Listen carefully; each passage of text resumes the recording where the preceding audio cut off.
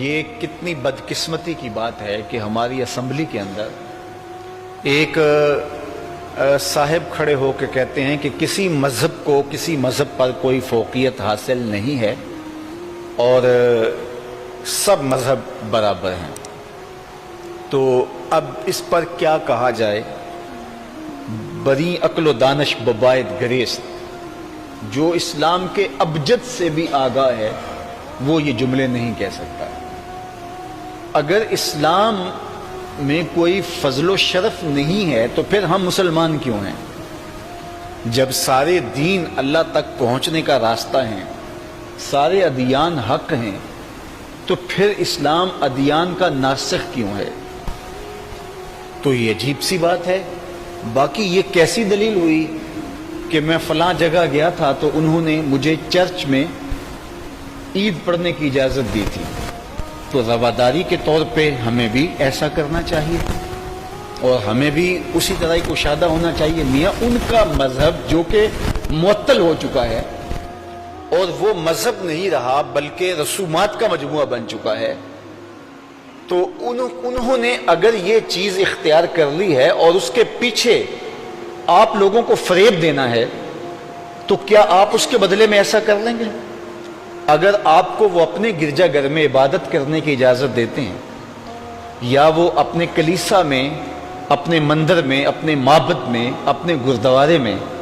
تو کیا آپ اجازت دے سکتے ہیں رواداری کے طور پہ کہ وہ بھی مسجد میں ہم ظہر کی نماز پڑھیں گے، جمعہ کی نماز ادا کریں گے، بعد میں وہ اپنے بت لے آیا کریں اور یہاں رکھ کے بت پوج لیا کریں؟ نہیں جی، جب وہ اجازت دیتے ہیں تو پھر ہمیں بھی روادار ہونا چاہیے۔ وہ کہتے ہیں ہمارے مندر میں آؤ اور آپ اپنے اللہ کی عبادت کرو، ہم آپ کی مسجد میں آ کے اپنے معبودوں کی عبادت کرتے ہیں، اور وہ تو اس کے لیے تیار ہیں، آمادہ ہیں، اور آپ کو کھلے دل سے ایسا کرنا چاہیے اور آپ کیجئے۔ لیکن آپ ایسا نہیں کریں گے، اس لیے نہیں کریں گے کہ آپ کو نظر آتا ہے کہ میرے رسول نے 360 بت کعبے سے توڑے،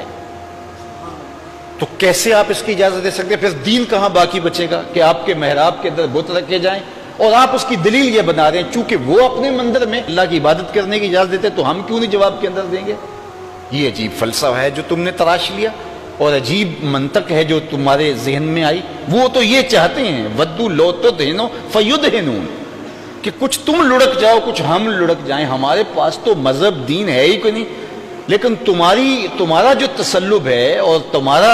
تمہاری جو پختگی ہے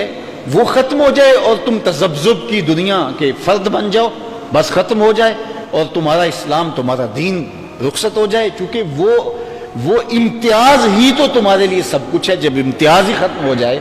تو پھر کس طرح کچھ باقی بچتا ہے؟ لیکن یہ اس کو سادہ ذہن کہا جائے، مغرب پرست کہا جائے، بے وقوف کہا جائے، نادان کہا جائے، یا ان لوگوں کے لیے کیا لفظ استعمال کیا جائے، کیا ان کا فکر ہے، کیا ان کا فلسفہ ہے؟ میں کہتا ہوں ایک الزامی جواب جس کو کہتے ہیں ہماری منطق میں، کہ آپ یہ کہتے ہیں کہ جس طرح ہمیں اپنے چرچ میں، اپنے کلیسا میں وہ اجازت دیتے ہیں، بڑے کشادہ دل ہیں، تو وہ تو چلو کافر ہیں، اور آپ ہمیں کافروں کے لیے اسی طرح کا نرم گوشہ اختیار کرنے کی تلقین کرتے ہیں، تو آپ تو باہمی ایک ملک کے اندر رہنے والی سیاسی جماعتیں، یہ تو سارے مسلمان ہیں نا، تو آپ اپنے دفتر دوسروں کے لیے پیش کر دیجئے کہ میاں یہ ہمارا جو ہے وہ تنظیمی دفتر ہے، تو ہماری مخالف سیاسی تنظیم اس میں آ کے اجلاس کر سکتی ہے، کیا حرج ہے اس میں؟ تو کیا آپ کی سیاسی غیرت گوارا کرتی ہے؟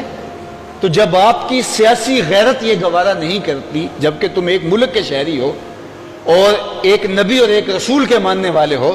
اور تم اپنا دفتر، انتخابی دفتر ہو یا تمہارا تنظیمی دفتر ہو، اس میں فریق مخالف کو اجلاس کرنے کی اجازت نہیں دیتے ہو کہ وہ یہاں آئیں بیٹھیں، یا اپنے کارکن کو فریق مخالف کا جھنڈا لگانے کی اجازت نہیں دیتے ہو،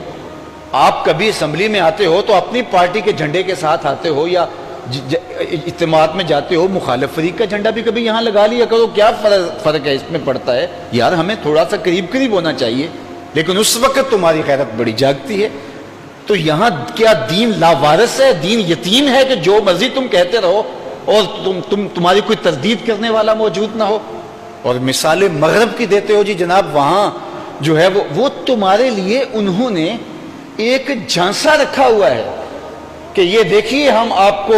یہاں نماز پڑھنے کی اجازت دیتے ہیں۔ میں آپ کو کہتا ہوں کہ وہ اتنے وسیع ظرف ہے نا کہ وہ آپ کو اجازت دیتے ہیں نماز پڑھنے کی۔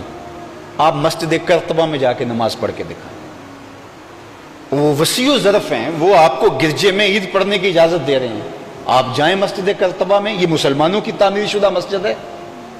اور عبد الرحمن الداخل کے بعد جب حشام اس مسجد کی تعمیر کا بیڑا اٹھاتا ہے تو اس نے جتنا بھی مال غنیمت تھا اس کا 5واں حصہ اس مسجد کی تعمیر میں، جب تک وہ زندہ رہا، جب تک وہ اقتدار کی مسند پہ رہا، تو جتنے بھی مال غنیمت آتے تھے 5واں حصہ صرف اس مسجد کو لگتا تھا۔ 10 مربع کلومیٹر پر مشتمل یہ مسجد، اس کے احاطے اور اس کے پارکیں اور اس کے متعلقات تھے 10 مربع کلومیٹر پہ۔ اب وہ سکڑ کے صرف اس کا مسقف ایریا رہ گیا ہے، اس کا ہال اور وہ جو جہاں چھت پڑی ہوئی ہے بس وہ جگہ رہ گئی، لیکن وہ بھی آج بھی دعوت نظارہ دیتی ہے۔ 1400 ستون ہیں اس کے،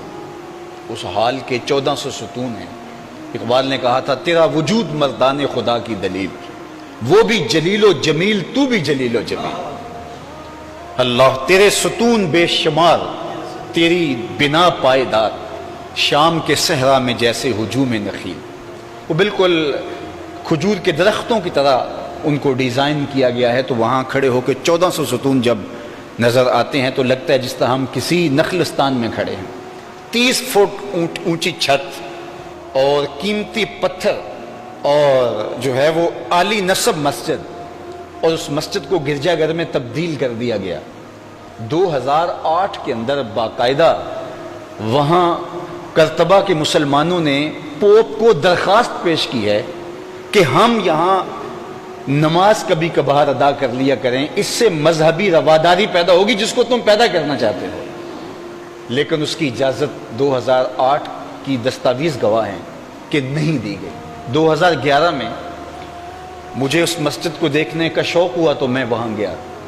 تو یہ تو بتا دیا گیا، اور وہ جو انٹری پہ بتا دیتے ہیں کہ یہاں نماز کی اجازت نہیں ہوگی۔ اب وہ مسجد جہاں ابن حزم کے سجدوں کے نشان ہیں، جہاں قاضی ایاز مالکی اندلسی علیہ رحمہ بیٹھ کے حضور کی سیرت اور حضور کی صورت بیان کیا کرتے تھے، جہاں ابن رشد، امام قرطبی اور ابن بیتار جیسے لوگ بیٹھ کے دین کا پیغام دیا کرتے تھے،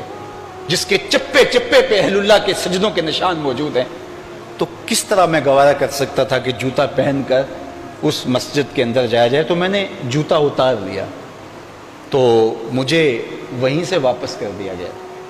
میں مسجد قرطبہ کے ہال میں گیا ہوں لیکن ساری دیکھ نہیں سکا۔ جب ان کی نظر پڑی کہ شخص نے جوتا نہیں پہنا تو میں نے کہا کہ اس کا کیا مطلب ہے، یہ کپڑے بھی اتار کے لوگ پھر رہے ہیں تو مجھے آپ جوتا بھی نہیں اتارنے دیتے؟ تو خاصی ان سے بحث ہو گئی، تو وہ کہنے لگے کہ کیونکہ مسجد کا احترام عبادت ہے مسلمانوں کے ہاں،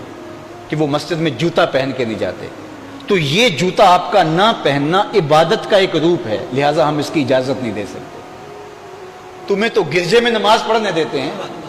اور وہ مسجد میں جوتا اتار کے نہیں جانے دیتے کہ یہ بھی عبادت کا ایک رنگ ہے اور ہم اس کو برداشت نہیں کرتے۔ وہ تمہارے مغالطے کے لیے ایک چونچلا ہے، اور یہ ان کا اصل روپ ہے جو تمہارے سامنے آیا۔